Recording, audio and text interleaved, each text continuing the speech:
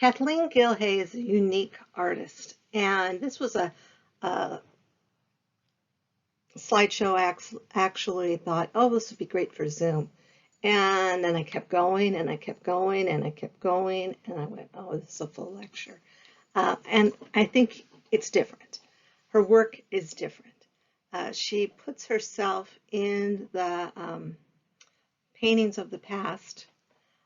She also reworks the paintings of the past. She's a conservator, and she has a unique training. She has studied art historical works of great importance for years. And so she said sometimes in an interview, she said that sometimes she almost feels like the artist is looking over her shoulder and helping her. So yeah, enjoy. It's different. This is her self-portrait. She's in the middle, and she is surrounded by these little putti, P-U-T-T-I. In art history, we call little angels that. And she's holding a brush. So she is the artist. It is a self-portrait of an artist, and it's in the style of Bouguereau. So I'll give you her background. Early life education. She was born in Bay Ridge, Brooklyn.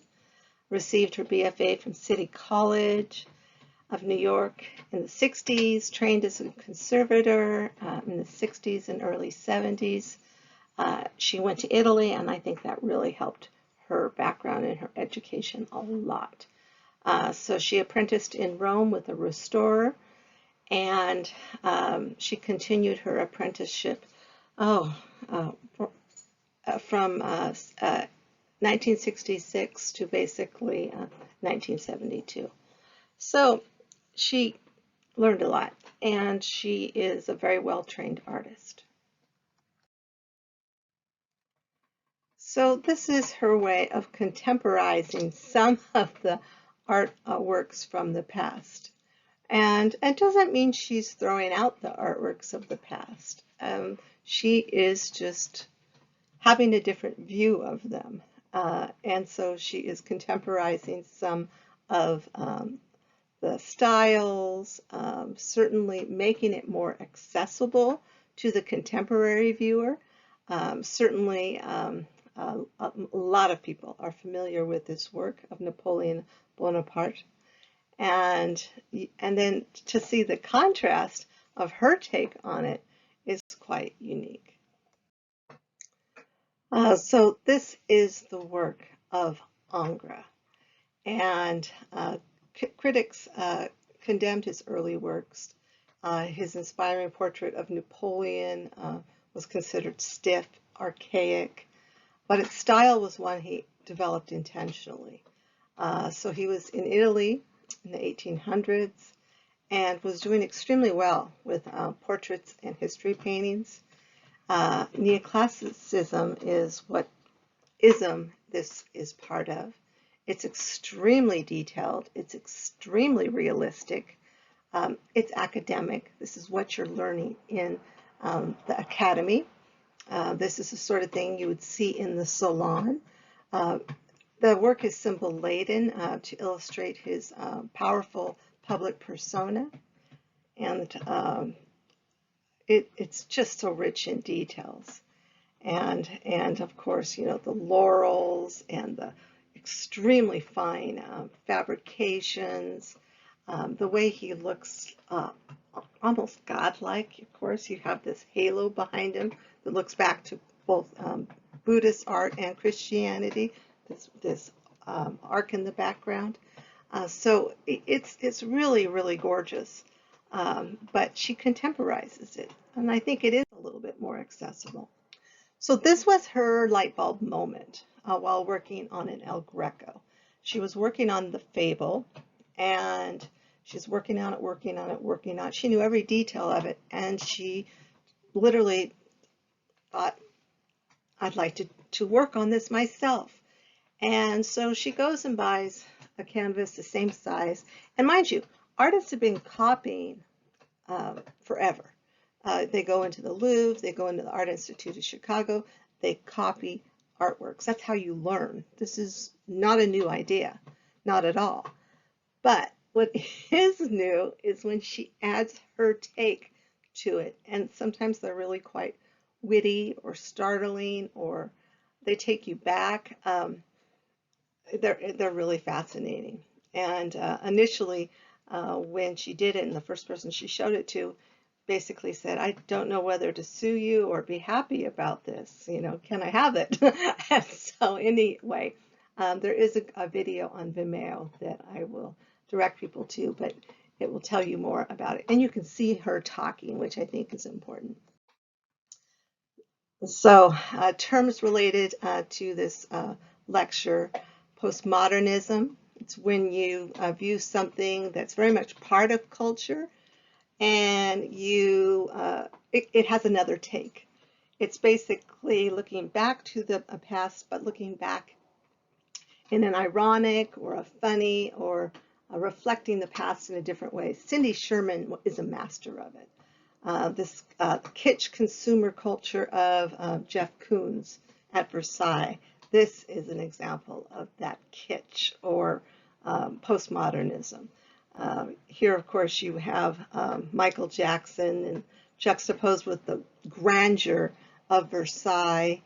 And of course, it looks like the art of the past, with, again, a little bit of a modern spin, or a lot of a modern spin when we're talking about Jeff Koons. So that is certainly something that can be applied to her, is postmodernism. Appropriation. She also appropriates images from the past and reinvents them. Now, often when I look at some of Cindy Sherman's film noir series, I think to myself, I've seen that somewhere. It seems like it's an old movie, or it seems like something I've seen. And she's known for her quirky portraits with these unusual parts of herself that she uses. It's actually unusual to not see Cindy Sherman in her own works. You know, I don't know if at one point in time as she gets older that's going to change, but for now, she's part of her works. She's internationally known. She's a really intriguing photographer and artist, but her work is different. People tend to either love it or hate it, and this is her early work that's very well received. So here she was thinking of Brigitte Bardot and the 50s and 60s European silent films, horror movies, when she created some of these. She spent hours and hours in the basement of her home as a child watching TV. I have the sense as she was describing her childhood that she was often kind of discarded and put aside by her family and forgotten about. And so she would kind of go into her own little world. And she's still going into her own little world. So again, you're taking objects that are inspired from another artist. This is actually a project I give my Cal State students called the Nevelson Project, one I developed, and it's where they appropriate objects that they found objects, and they transform them into their own work. Now, technically, if they were really inspired by Nevelson, the work is going to be black, gold, white, because that's what most of them are. Maybe a gray, but for the most part, it's a limited palette. I let my students give it their own spin. So if they wanted to do a different color, okay, go with it. But I do like them using the Altoid box, mainly because the class is huge. And that way I can literally throw them in a big box and I can take them home and evaluate them. Although with being online, the students have had to kind of submit a short video. So this is an example of appropriating the art of Louise Nevelson. Now, Louise Nevelson was not working in an Altoid box. She was working large scale. But we're taking a tiny piece of her artwork and we're basically appropriating it. So it's kind of important you understand appropriation real well in this particular segment. She Louise Nevelson, American, born in the Ukraine, which was then Russia, and postmodern, experienced incredible anti-Semitism. Father moved to U.S. to get work. She did not speak for months. Family then moved to Maine. It was traumatic for her. It was a real adjustment. So painted wood, mirrors, and this is at the Metropolitan Museum of Art. Her work is extremely well known in New York and in the East Coast. I don't know if you've heard, if the West Coast, her name is as well known on the West Coast. Maybe now, but initially perhaps no. Her family was in the timber business in Kiev, and I think that explains her fascination, particularly with wood. So Nevelson's nightleaf, and one of my students appropriated the image of a nightleaf and gave it their own spin again, and I think the work was very successful. Now, when I saw this work years and years ago, it kind of bothered me, especially when I found out the background. Peter Paul Rubens was married to Isabel Brandt happily for a while, and very much loved her, and then she died. And so for a number of years he was alone. And he decides to take a young bride, a very young bride. She was a mere 16, and he was much older. And so Helene Forment basically catches his eye. And here's where it gets a little bit weird. She also happened to be the niece of Isabella Brandt. I've been told I'm judgmental. Sometimes I think that's called normal. But in any case, I just found that very, very startling. So this has always been a work that I have a love-hate relationship with. It's disconcerting to me because he had a number of children with this young woman, and he painted her as well. And his first wife was in a huge number of works as also. So is she objectified? Oh yeah, very much so. And very much there's a type that he found particularly appealing. The term Rubenesque means, well, full-figured, okay? Curvy. There's cellulite. If you see cellulite, it's a good possibility it's a Rubens. Peter Paul Rubens. And so 37-year gap. And again, this was not particularly unusual because women died in childbirth, women died young, and so sometimes people did remarry. And so he basically has children with her, and they live happily ever after. And so she shows up here and again, Helene Forment in a fur, and then here we have Venus and Cupid. And Venus, of course, is the goddess of love, beauty, sensuality, and here Cupid is holding a mirror up so she can look upon her beauty. Now take a moment to absorb this. Look at the details. Look at the hands. So she contemporizes it very much so, but she puts the old hands of the artist around this young woman as if he's saying, mine. This belongs to me. She's a possession. And it's fierce. I mean, the hold he has on her. And when I first saw it, I was like, that's how it makes me feel. It resonated with me because, again, I've always felt conflicted about this work. So she's an artist to watch, I think. So here we have, again, a very traditional portrait that's been restored. And this is by Rembrandt. And here she is looking very puritanical, very rigid. And again, she's playing with that. She's playing with that idea. And so she is certainly changing this one significantly. So she's appropriating this image. And when you appropriate an image, you basically change at least 10%. I'm thinking she's changing about, I don't know, 60 or 70% maybe. Depends if we're looking at every item of clothing, I guess. And so this is from the Brooklyn Museum, a quote from Linda Nochlin.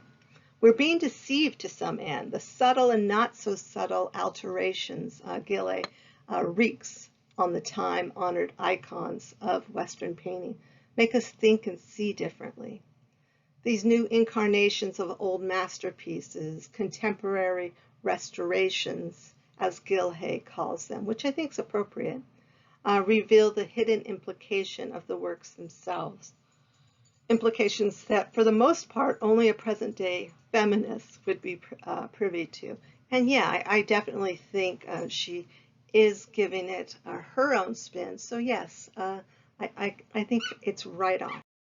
Rembrandt was trying something new here, where the figure is basically posed in a dark clothing against a dark background. And that dark tonal background, like for instance in Caravaggio's time, was often brown, a brown tonal background.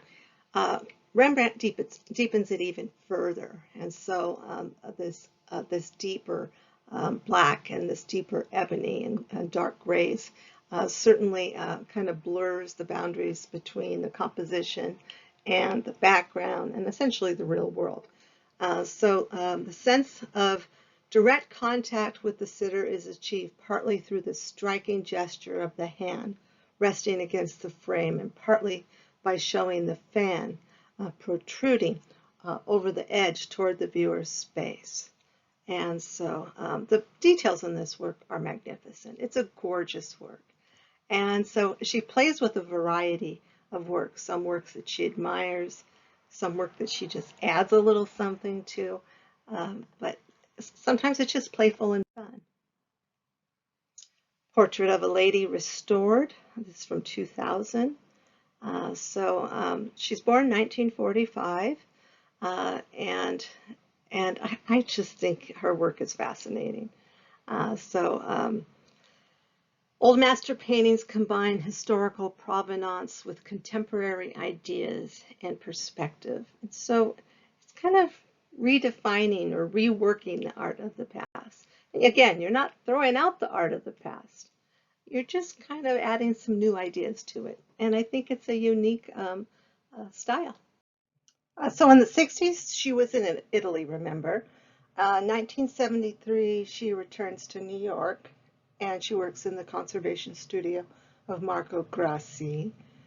And there she was restoring old master paintings for private and museum clients like the MoMA and Norton Simon. She really had the art skills. And then in the 76, she opened up her own studio. So around the 90s, she started producing these amalgams or mixes of art, history, and her own work. And here she's, of course, appropriated Vermeer, not a particularly young girl as shown here, an older girl as shown here, but of course it is the famous Girl with a Pearl Earring by Johannes Vermeer. So in the beginning, she was working as a restorer, developing her own art, and it didn't go well. A Milano gallery offered to show my work, she says, but when they canceled, when they found out I was a woman, they told the person who had helped me get the show, she's just going to get married and have kids, and we don't want to invest in somebody like that. and then she moved back to the United States. And I think this is a problem a lot of women artists face. It's just they were a little more forthright about saying what the problem was.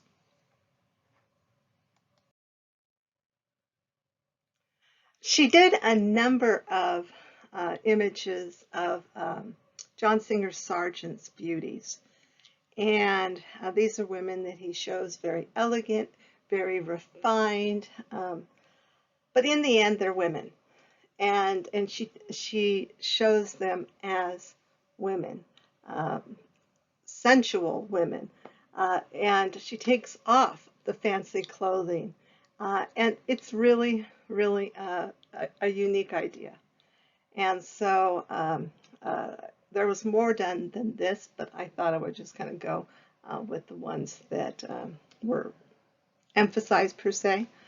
And so it's just really interesting how she takes some things and she leaves some things. In this situation, she just left the clothes. And so she's very technical proficient. And she knows how to copy the Renaissance masters because she's worked on those works. And so I think she's intriguing. And again, once I started really getting into what she was doing, I was fascinated. I got sucked in. I went down the rabbit hole. So Etta Dunham was the model, and here we see her done by John Singer Sargent. It seems like she kind of emphasizes her pointy ear as well, even more so than John Singer Sargent did. I have one of those, so I think this is an interesting work. So again, John Singer Sargent, Etta Dunham. Oh, and by the way, I used to get teased about it when I was little until I started going, yes, I'm part Vulcan, and just went with it. And it's subtle, but similar to this. So in any case, Etta Dunham by John Singer Sargent. So here we have a mother-daughter pair. Now she just shows the mama in her rendition of Mrs. Fisk. And so here you can see, and her brushwork certainly seems a little softer, not nearly as, I'm going to say refined as the John Singer Sargent portrait, but it's still very recognizable. Now, it was idealized. John Singer Sargent did idealize this pair. In fact, people did make the comment that they looked better in the painting than they did in real life. And I think that's true. But, you can certainly, they're still very recognizable, but certainly he did change aspects of them. He saw them in a different way. And it's not a bad idea for a painter of portraits to show the subjects in a better way than they really are. Lady Agnew, this is absolutely positively one of those artworks that shows up in a ton of art history survey textbooks. And so I have always thought she's lovely because of that expression on her face. She's beautiful. Her clothes are remarkable. Her teeny tiny waist is remarkable. But the look of intelligence is what enthralls me about Lady Agnew. And I think that's one of the things she carried on with it as well. And so you can see the petite figure or nude figure of Lady Agnew. Lady Agnew was anemic, which was not uncommon because the women didn't eat very much, not to keep a waist like that. Fainting was common. Of course, sometimes they were corseted by whalebone, so that might have done it as well. So 1890s, the repository is National Gallery of Scotland in Edinburgh, and she's so demure. Her dress is so modest and frilly. She looks so ladylike. But there is an assertive, intelligent aspect to her expression that I particularly find compelling. So I think her work's interesting. This is Leonardo da Vinci. Nothing can be loved or hated without a full understanding. And I like this quote because it's very, very true. Oftentimes when I see an artist's work for the first time, I will make a judgment about it immediately. And then later I will change my opinion when I get to know a little bit about the background, when I get to know the person's story. And I think that's true in life as well, is that if we're open to new ideas and we listen to another person's point of view and understand their story, I think there would be a lot more understanding. So with this declaration, Leonardo warns us against prejudice and errors of interpretation, inviting us to delve into a deeper understanding of things. It'd be interesting to see what Leonardo would think of her rendition of this masterpiece.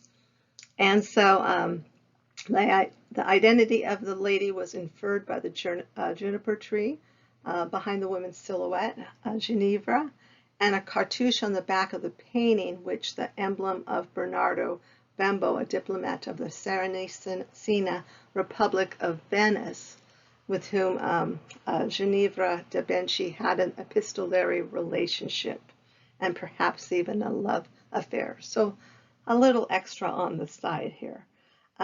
Look at the delicate fabrication that's around her neck. At first glance, you just think there's skin there. But indeed, there's something sheer kind of going around her neck and down. Her pallor is striking. Whenever I see this, I kind of think it should be one of the portraits in the gallery at the Haunted Mansion when you go to Disneyland and they have all those portraits on the side. It has that haunting kind of quality to it. And she's so pale, of course. Fair skin was considered very beautiful. And the details are really quite remarkable. So about a third of the painting was cut at the bottom. Research preserved the Royal Collection of Windsor in England indicates how the painting probably looked with the hands in the painting. Why anyone would trim a Leonardo, I have no idea. So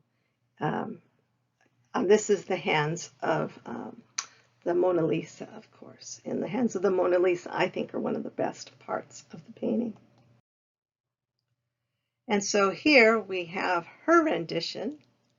And interesting, she still has the kind of sheer neckline over fabrication around her neck and coming down. But she also has elaborate tattoo across her chest as well. And so, Portrait of Ginevra Benci, a Sforza Renaissance painting, and of course by Leonardo. So this is Da Vinci restored, and this is Gilje, 1989. And she did it again with another Leonardo. This is Lady with an Ermine. And this is a work that a lot of people have done a lot of research on.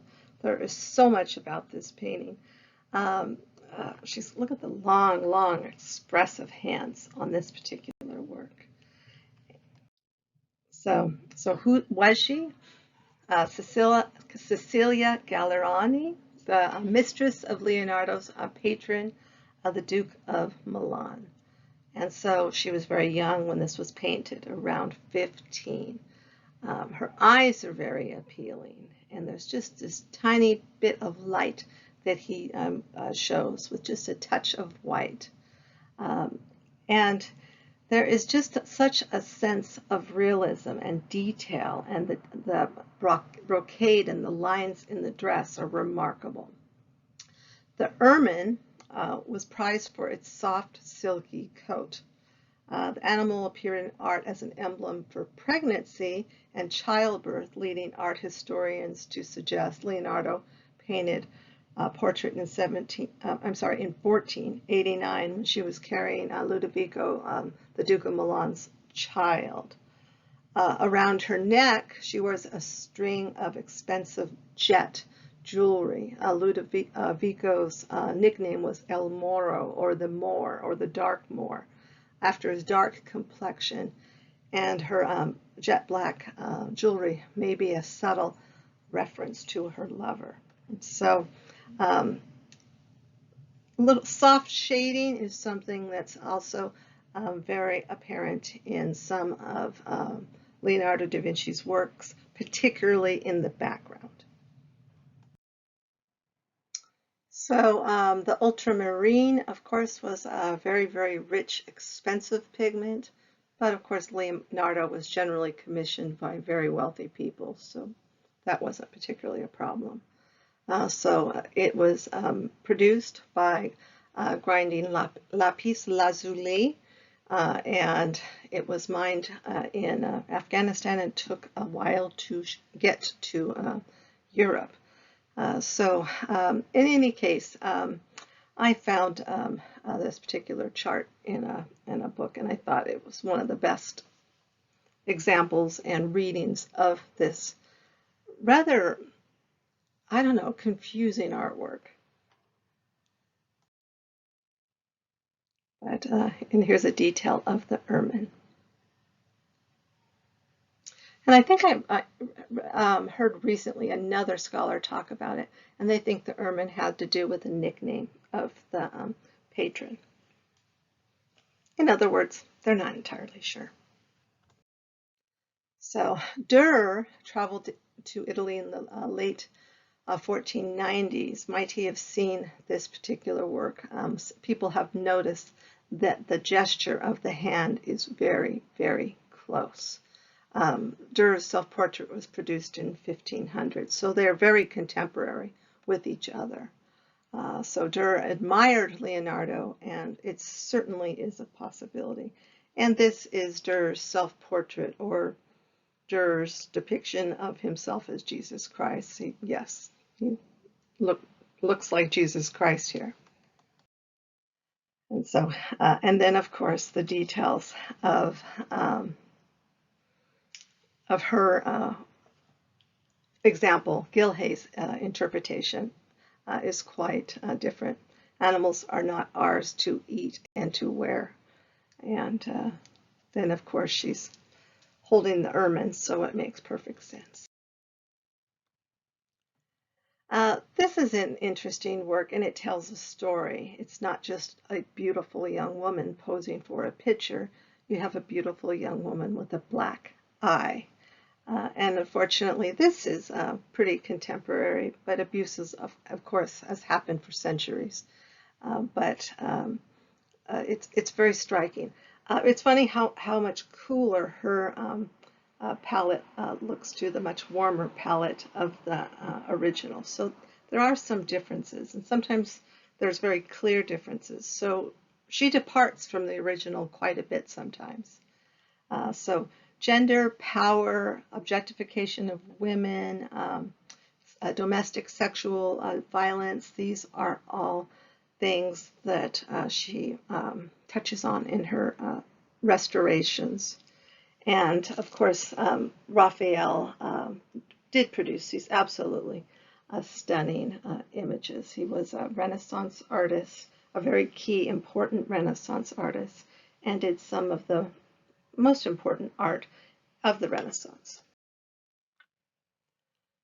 So Margherita Luti is thought to be the sitter for La Vallata. She's also the woman in La Fornorina, and Raphael's Woman with Veil, and then of course the more famous La Fornorina.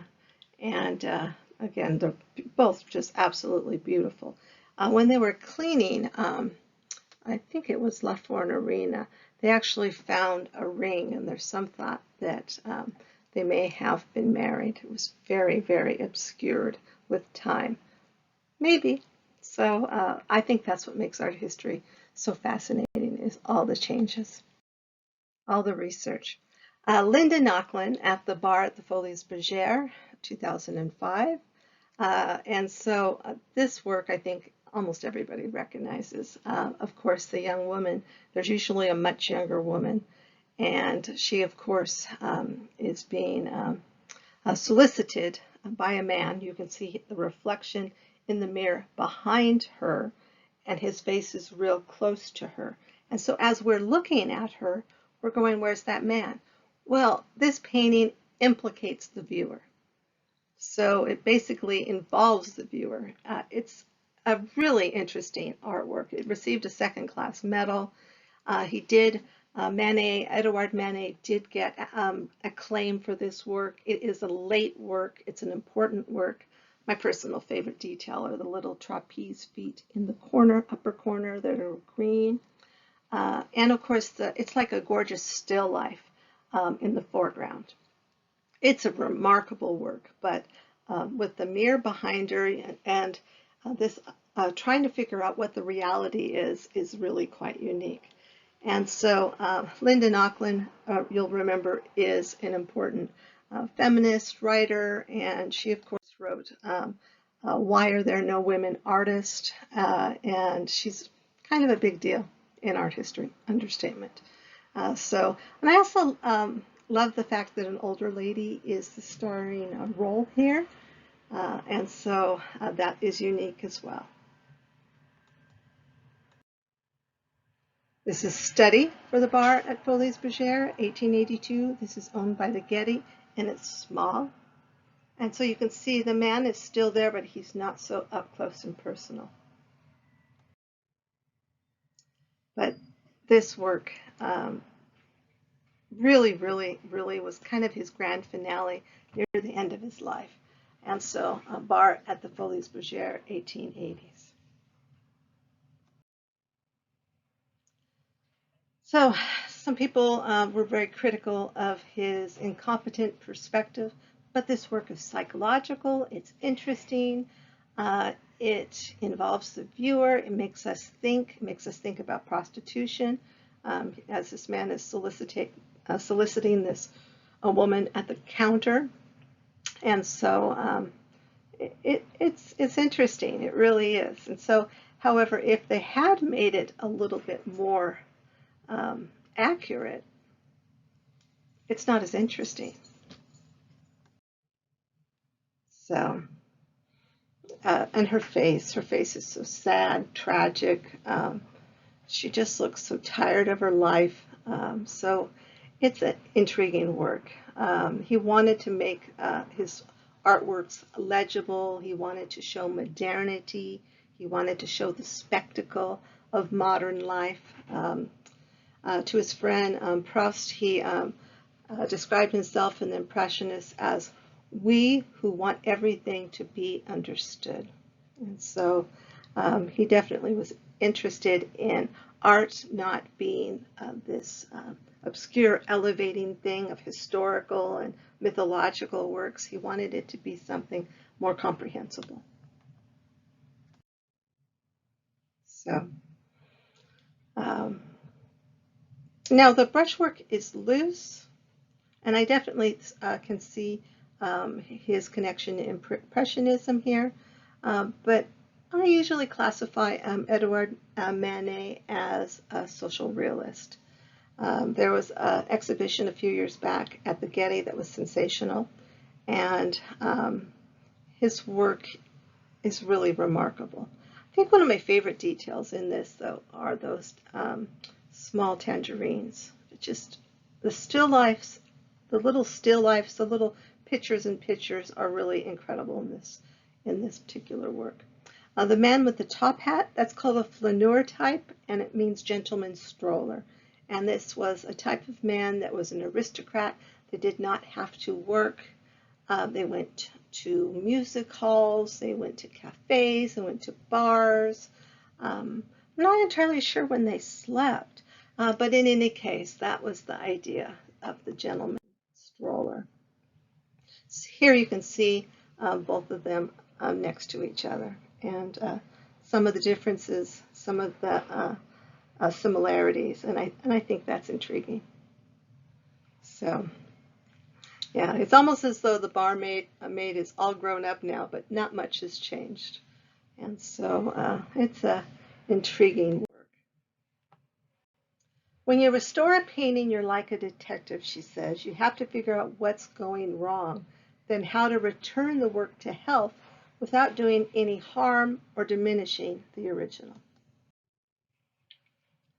Of course, this was a woman that diminished the original. Some of you remember this awful, awful uh, 19th century painting that was destroyed when an older woman went in and cleaned the painting. And I think she realized that she was making a mess of it, and so then she fixed the painting. This went viral.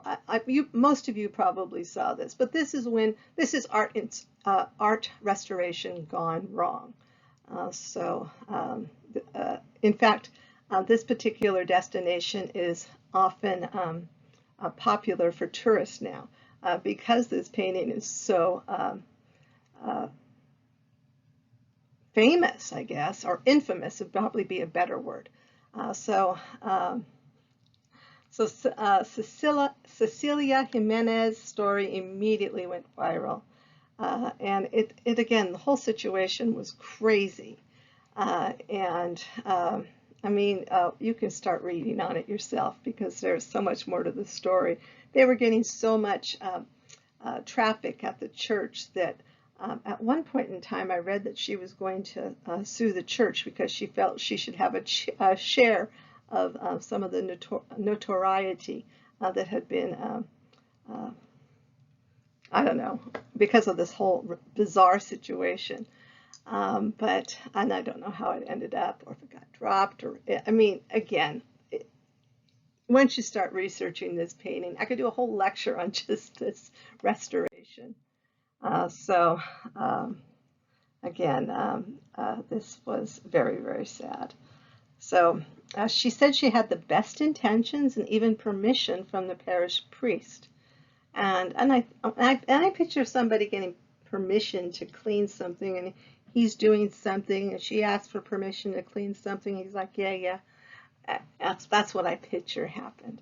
The painting is by Elias Garcia Martinez, and it was of value. It was a remarkable work, but not anymore. It'd be interesting to know if they've tried to restore it or that they just let it be. They didn't let me finish, Monkey Jesus artist said. In any case, it's a fascinating story.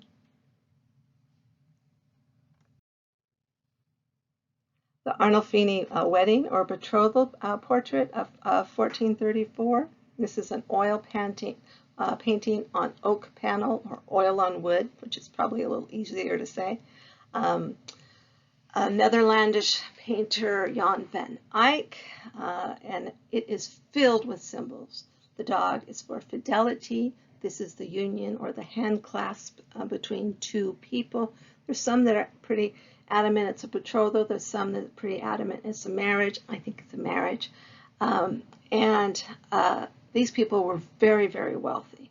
And in fact, just the fur on them was a number of creatures. There's an art historian that talks about exactly how many of these small creatures were actually made to produce the fur on these garments. And so these people were wealthy in textiles, and so indeed you see that. And then the red for childbirth or child bed, and then you also have the broom in the background for domesticity. You have a filial of St. Margaret in the back right above the broom. You have God's light, essentially one light. There's one God. There's one candle on that very ornate chandelier. And if you look close, you can even see the cross there as well. On the convex mirror are the Passions of Christ. the story of Christ's life. This basically scenes from the Christ life painted in miniature. If you look at the panes of the window, it looks like a cross, especially in the reflection. Again, is that intentional? Absolutely. This is considered a secular work because it's a genre scene, a scene of every day, but not really every day if it's a marriage and betrothal portrait. But the point being, it was considered a secular work, but it has religious undertones everywhere. And then you also have the fruit, the luxury item of the fruit, which fruit would be a luxury item, on the window and below the window, and that again, a symbol of luxury, fertility. These would be things that would be in a wedding portrait. And oh, he's taken off his shoes. Why would he take off his shoes? That's kind of interesting. Well, Moses took off his shoes when, of course, he heard the voice of God, and he was told to remove his shoes, that he was on hallowed ground. And so this also underlines the fact that this is a sacred or sacrament, a sacred moment. And so those patens, which is what they're called, is what are on the corner of the foreground there.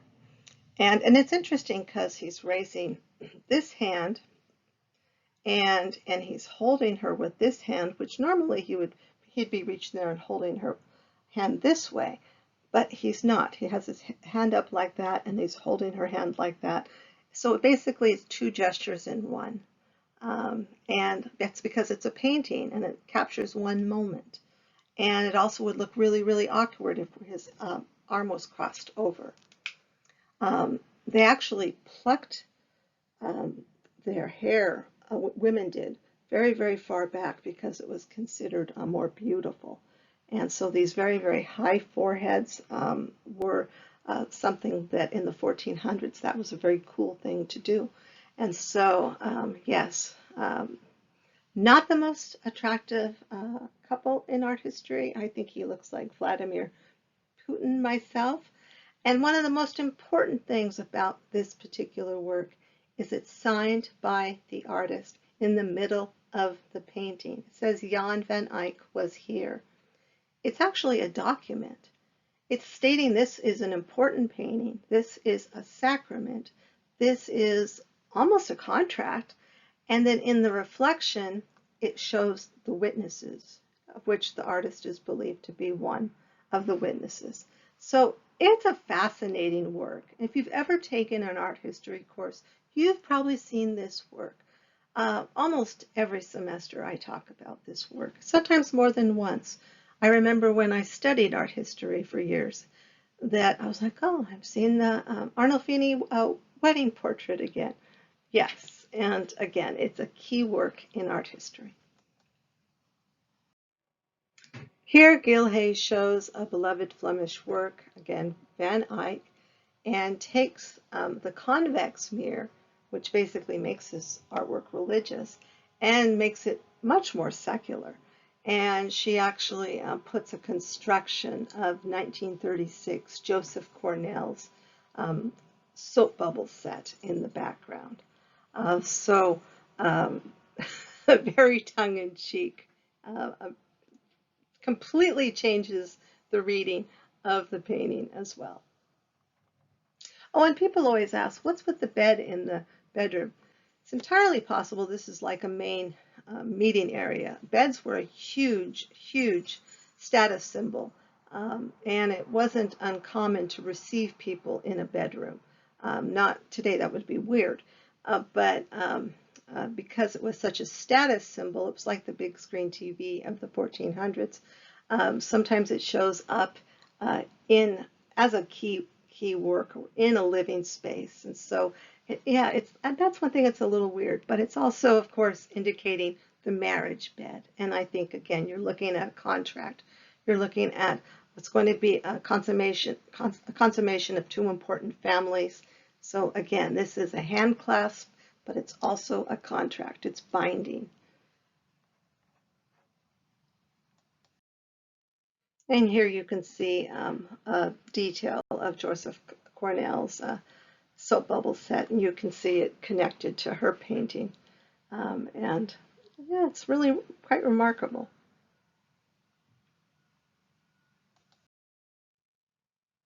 So,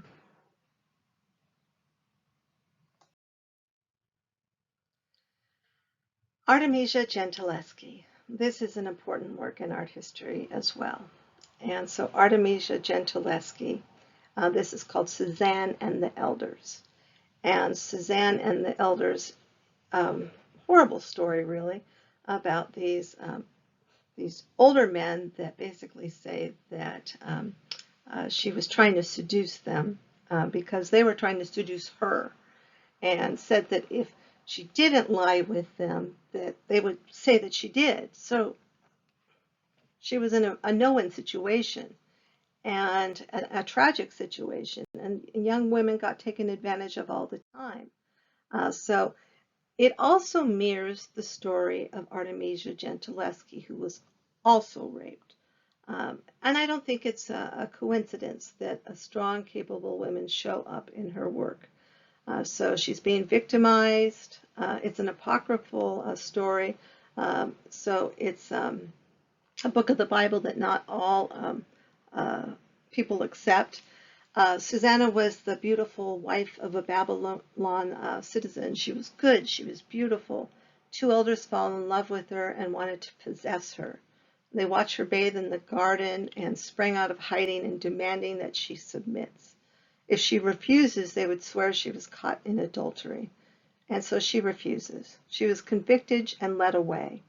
A youth cried out she had not had a fair trial. The two men were separated and told different tales, and she was saved. So towards the end, it becomes a CSI episode where they put him on one side, him on the other, and they try to get the story from both of them. And again, they didn't match, and it becomes very, very clear who the dishonest people are. And so Susanna and the Elders has been discussed as certainly being a topic that Gentileschi would have been interested in, because again, she was raped by her trainer, her tutor, who was teaching her to paint. Her father was also a painter, Orazio Gentileschi, and a painter of great note. So he also could teach her to paint. So this idea of dangerous women, I think, is something that you also see in art history.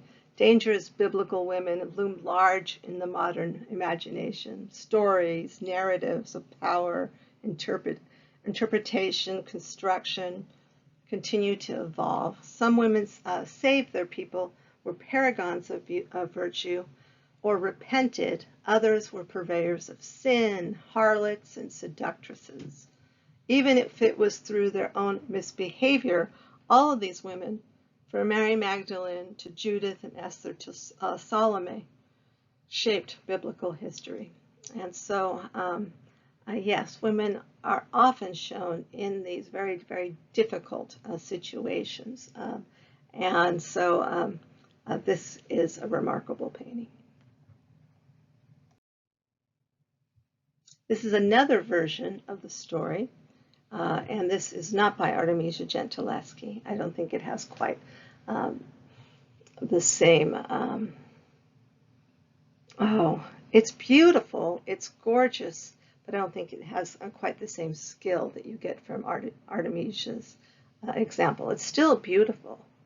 And so this is Sisto Badalocchio and Susanna and the Elders. Again, not nearly so well known as Artemisia Gentileschi. So whether these women were deemed as saints, sinners, their stories and passions shaped biblical history. And perceptions of women have been taught, reviewed, and evaluated for centuries, and they're still being reevaluated. Some of these artists included these characters as an excuse to paint the sensuous, female nude form. Other artists focused on drama and morals. So in any case, interesting work, doesn't have the same pathos, doesn't have the same movement as Gentileschi's. And here is Gilje's example. So Gilje's example, you see the painting, and then you see the way the woman feels inside. And so it is restored, X-ray, 1998. Truthfully, when I first saw this and saw Susanna and the Elders, restored X-ray, I go, no, that can't possibly have been underneath that painting. And it wasn't. This is what Artemisia Gentileschi felt inside, and basically Gilje presents that idea of terror and struggle and the need to hurt somebody. She has a knife in one hand. It empowers her. This is a great example of Gilje's work. And just again, it's just to give you such a different interpretation of the work and to give it more of a pertinent example of today, is that women should fight, women should protect themselves, and women should scream, women should let people know what happened. So it's fascinating. So today, Gentileschi is very much an icon of feminist art. Because of her personal background, the themes of her artwork, but Gilje had an installation at the National Museum of Women in the Arts, and she shows this incredible example of Susanna and the Elders. And I do have a sense that if Artemisia Gentileschi would see this work, that she'd smile. At least I'd like to think so. So she created this underpainting, this X-ray, to kind of create another story about this work, to create a different narrative about this work. And then she's not nearly the same way. She's not really as much of a victim, is she? It's really, really intriguing. So it's a fascinating work. So ultimately, what happens to Artemisia Gentileschi is she was tortured with thumb screws to make sure that she was telling the truth about her rape. And her father actually brought him to court on her behalf. There was a 7-month trial, produced evidence of sexual harassment and rape of this 19-year-old artist by Agostino Tazzi. And then the court suggests that Tazzi marries her. Well, that's mortifying, but that was something that often happened. If a woman was raped, then the man would marry them. Then you'd end up married to a rapist. Lovely, but this is true. And ultimately, they discover that he's already married, and so that's not a possibility. And then he was supposed to serve a certain amount of time, but basically he just got practically a slap on the wrist. It was very, very sad.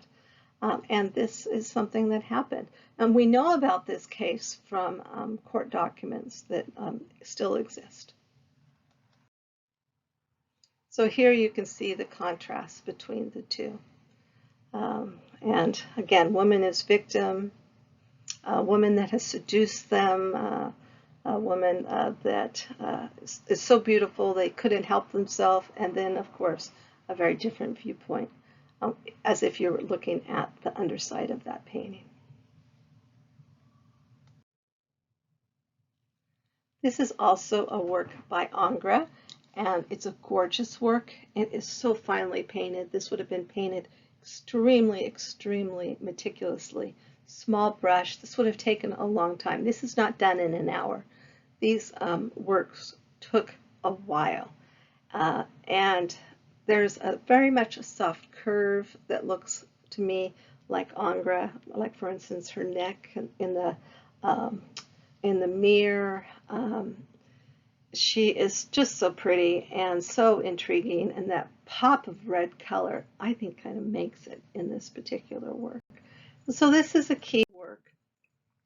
And so Ingres, which is how it's pronounced, again, French a neoclassical painter, considered himself a history painter in the tradition of Poussin and Jacques-Louis David, but known for these elegant paintings that were really his bread and butter.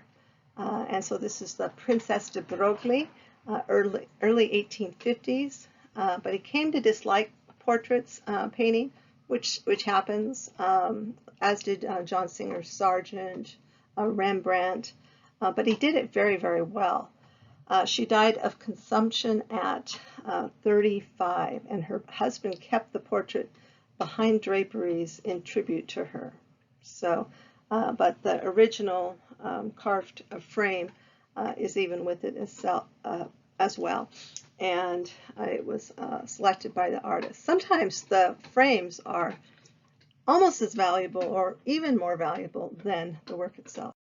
Now, I showed you a detail before. This is the full length of this incredible portrait. So he was in his 60s when he painted Louise de Broglie. Little interest in painting society women, but this woman appealed to him, probably because she was very, very striking. Over 3 years, he labored over getting this portrait just right. He produced over 80 preparatory drawings. Her right arm is slightly too low to be anatomically correct, but Ingres deliberately worked it out that way to present a more pleasing composition, according to the Frick. I'm not entirely sure I buy that, but I think it's interesting. The painting is signed 1845. He wanted it to look like she was off to the opera. There are opera glasses on the table behind her, or certainly it's suggesting her lifestyle, which was really quite lovely. And so this is the Contessa de Rossonville by Ingres, 1845. Now we're going to see the very striking difference of Gilje's work. And so here we have a very ladylike personage that we're looking at, and reflected in the mirror is, I don't know, her private persona. It's remarkable. I think this is also one of her most striking works that she's produced. And here you can see the detail. So the exhibition was called Picturing the Modern Amazon, and it was at the New Museum of Contemporary Art, and it's striking. It's very much contemporized it. So, and here you can see them full length next to each other. I think she's an interesting artist, a startling artist at times, but interesting. Portrait of Tommaso Portinari and portrait of Maria Berencelli Portinari, restored 1999, exhibited 2000, and here again you just see subtle details. Almost reminds me a little bit of Frida Kahlo, where they have this little sketch on their forehead, and here you can see that they basically have each other on their minds, and so it does remind me of Frida Kahlo's work. Of course, remember there's those portraits where she has a skull on her forehead, or a picture of Diego Rivera on her forehead, as if she has that person on her mind. So literally that person is on their mind, and it's striking. So he was a branch manager of a Medici bank, which would have been a person of importance. And so this is by Hans Memling. So let me move on. So in any case, these are Hans Memling. They're beautiful. They're idealized. They're a gorgeous, gorgeous pair. And again, I think she just makes it a little more clear what's going on. This is Roger and Angelica by Ingres. It's a very romantic story of how Roger saves Angelica from a sea monster. She clings to a rock and he saves her on his hippogriff. And this is a mythological creature, half bird, half griffin. A griffin is also mythological, but it also was woman as victim. This is a work that a lot of feminists tend to hate. It's an interesting work. She's very much objectified. She looks like a sculpture. She's so beautiful. And appealed to the male gaze very much. We have the damsel in distress. The hero comes in to save her. It's on a diagonal. It adds interest. Then you see that monster in the foreground. Neoclassical, again, very, very refined, elegantly rendered, academic. Academic and neoclassical can sometimes be used interchangeably, but neoclassical is, again, a very specific place in time. So here she is completely, needs help. She is just absolutely faint. Now, I don't know about you, but my feet would not be anywhere near there. I'd be doing some pretty interesting gymnastics against that rock. And I'd like to think other women would have the sense to do the same. So in any case, it's a remarkable work. Now, he looks almost pretty, but again, in the 19th century aesthetic, this almost pretty male would have been someone that was considered handsome. He's not necessarily what we consider heroic material today when we're looking at this. So Roger freeing Angelica restored. And so here you have a woman that is saving Angelica. So, and it would be pretty easy to do because Roger is rather feminine looking because, again, of the time and place in which it was produced, 19th century. And all she basically does is, well, she repaints it entirely, but she also adds that breast. And in art history, a breast is often shown kind of toga sort of environment where the breast is showing, and it's kind of this Athena image, or so it is something that kind of adds to the story as well, but it's two women, and so again, that is very much appropriate in today's world where ideas about gender and what makes a couple, who should be married, these are all questions that are very, very pertinent today. And so here she is, rescued by a powerful woman. I think that's a little bit more palpable. Even so, I want to see Angelica moving to save herself a little bit more. This was a baffling painting. I saw her version first, and I was like, what is this about? And so this is called Cripples, Restored, 1996, and this is by Gilje. And it is based upon a work that was produced a long time ago. And disabilities in art have been problematic for a long, long time.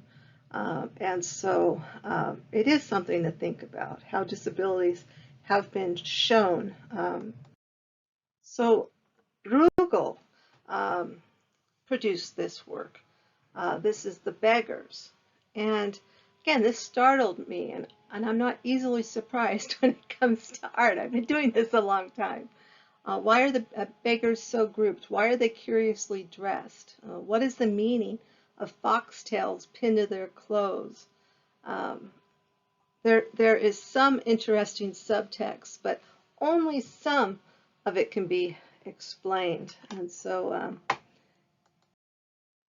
scholars have suggested the scene may allude to, I'm going to attempt this pronunciation, Koppermandag, the feast day of the beggars, held annually on the Monday after Epiphany.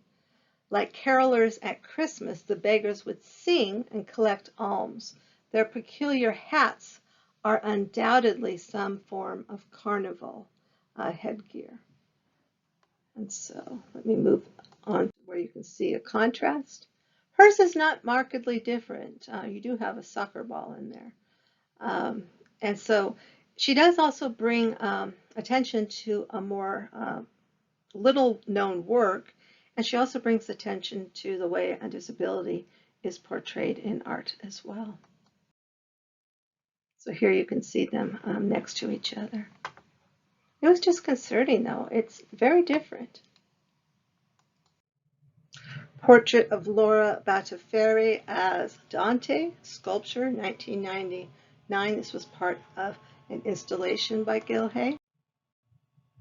And so Battiferri was an important poet. And again, look at those beautiful long fingers. It's really gorgeous. And she was a very striking woman. And so she, however, calls it Laura Battiferri slash Sylvia Plath. And so she was an important poet. She was a well-known poet.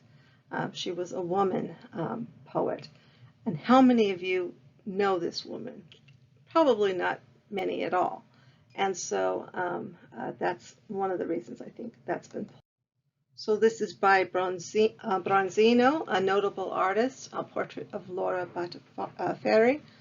And so, and yes, you've probably heard of Dante, probably not this artist. And so here you can see it installed.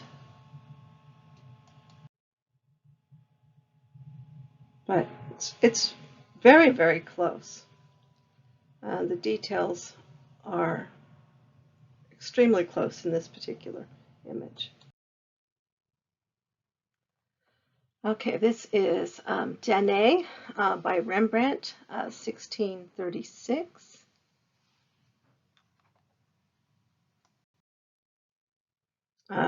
Detail of a procuress type figure in the background. And Danae, of course, was seduced by Zeus, who comes to her in golden showers. Looks like coins.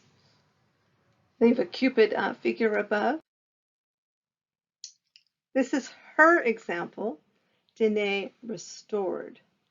In the summer of 1985, Danae was attacked by a man who had been described as a deviant, a madman, basically an embittered citizen of one Baltic state or another. Gilje cites this acid watch, because I guess it had acid thrown on it, sulfuric acid. And here it looks like semen. And it kind of goes with the story, oddly. So remember, Zeus came down in a shower of golden rain, but here it looks like semen is just kind of about ready to be thrown on her. And it's kind of the story. So she has painted something that actually occurred in art history of this, again, this attack on a picture, because these sort of attacks are often pretty well documented because the works get restored and people want to see if there's a difference. And so, of course, she does restoration work. So I think this is really, really kind of witty, the way she chose to do this. So there. And again, the original by Rembrandt and then the copy. Gustave Courbet, Woman with a Parrot, 1866. This is realism, and social realism is what I associate him with. And he was working in the mid-1800s, the pavilion of realism. He was very much behind the same idea Edouard Manet was paint modern life, completely rejecting mythological or biblical or any of the art history topics before. Completely different. And he came from some wealth, so he could pretty much do what he wanted. This has always been one of those kind of baffling works, though. You see the um, stand for the parrot, and she's kind of laying there with this parrot. And I always want to know what it means, and I don't know that it means anything. I think it's just, you know, basically something he saw and painted. But it certainly has that whole male gaze thing going on as well.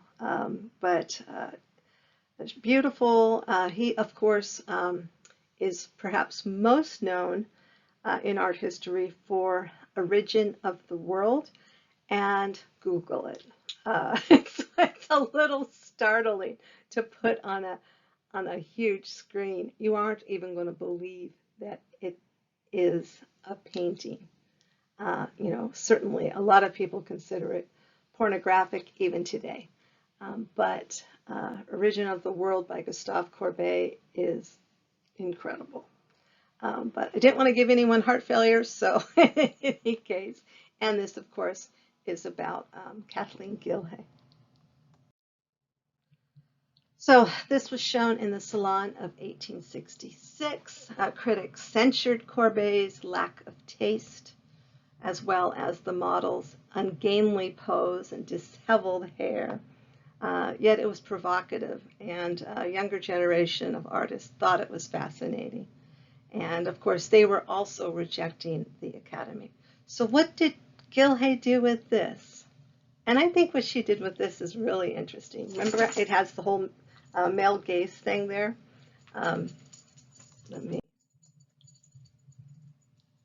So hers is somewhat different, but close. And here we are with just the coloration. But it's the X-ray that's interesting. So her X-ray version is how it is shown. They have a copy of the painting, and then they have the X-ray version of the painting. And it's not really an X-ray version of the painting. It's her painting an X-ray version of a painting. And so this makes it a lot more sense. So basically the parrot stand, it kind of looks in the same format as a man, right down to kind of a phallic attention to the detail of the way the stand is done. So something I think she noted, and something she just put a male figure in there. And two, this kind of corrects the painting in that you see a male and you see a female, and it's not just a naked woman or a nude woman. Naked and nude. Nude generally means elegant, refined, painted. You know, it has some cultural background. Naked is just that. It's without clothes, edges on pornography sometimes. So there's some disagreement between what nude means and naked means, and sometimes what art is and what art isn't. And we're still arguing about that. Probably will be forever. So here it is exhibited, Woman with Parrot restored. Again, coloration a little different. Woman with Parrot X-ray, 2001, and again with the changes done in it as well. So really remarkable. In this exhibit space, I want to move them closer together, but that's just me. Might be the picture, hard to say. But she's an interesting artist, and I hope she's captured your imagination and you do a little research on her. There are some video clips on YouTube, not a lot, but some. So thank you.